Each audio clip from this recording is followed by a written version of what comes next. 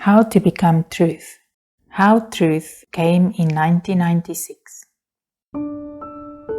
Ever since I was a child, I had given much thought to the questions of where we come from, why we live, and where we go, but all to no avail. My father passed away when I was 9, and so, it seems, my fear of death had led me to think about these things. I continued to ponder about these questions later on in my life, but there seemed to be no way to find the answers. In my 30s, I delved deeply into religious literature, but this too did nothing to satisfy my questions.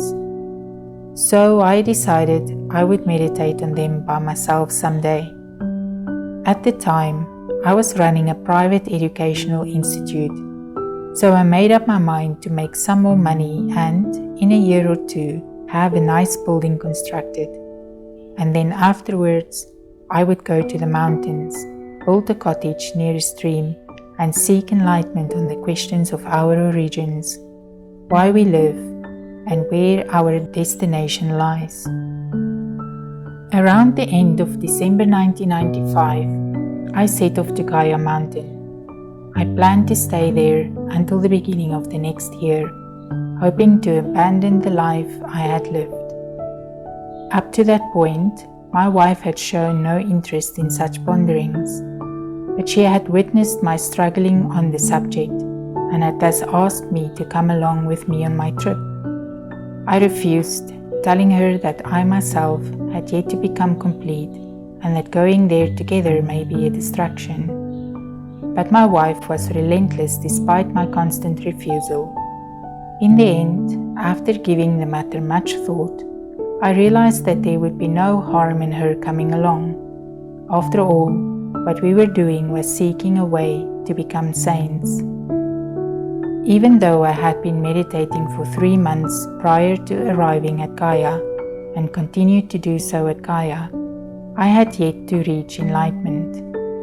My wife, on the other hand, was able to reach enlightenment after 3 days and 3 nights. She was staying in the room next to mine, and I could hear her joy, but she tried not to show it, in case I would be distracted by it. Initially, I did not feel very good about the whole situation, but then I thought it was great that at least one of us had achieved what we had come to achieve. It was then that I looked back on the life I had lived. I thought to myself that there could be no one more sinful than I, and that the notion of a horrible person like me becoming a saint would be laughable to the world. So I meditated diligently, ruthlessly, eliminating myself again and again. Then one day, truth appeared. I realized that this truth was me, and I was able to meet the Jesus and Buddha of heaven, as well as the many saints.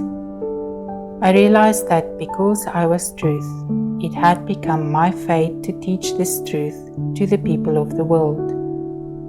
So in June 1996, I gave up my business, and starting in November of the same year, I turned my attention solely to teaching people truth.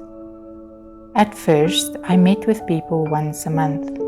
Gradually, more and more people joined, and so our meetings became twice a month, then later 4 times a month.